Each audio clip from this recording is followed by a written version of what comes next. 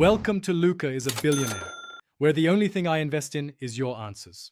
You begin by confirming calculations are active. Open the Formulas tab and set calculation options to automatic so Excel updates formulas as values change. Once done, press F9 to force a full recalc if numbers still look stale. Make sure you watch the status bar. It tells you if Excel is in edit mode or waiting to calculate. This is often why formulas appear not to update.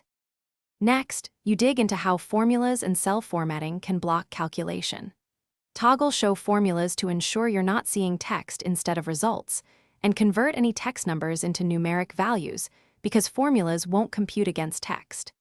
If a cell is formatted as text, change it to general or number and re-enter the cell. Re-evaluating forces Excel to treat contents as numeric. Also inspect named range. Finally, eliminate deeper issues. Look for circular references in the status bar and either fix them or enable iterative calculation with controlled iterations. Disable add-ins temporarily and run Office Repair if Excel behaves oddly. If formulas still miscompute, use Evaluate Formula to step through each operation. This shows exactly where Excel stops calculating. Troubleshooting tip: temporarily copy the sheet into a new workbook. If calculations return, the original workbook.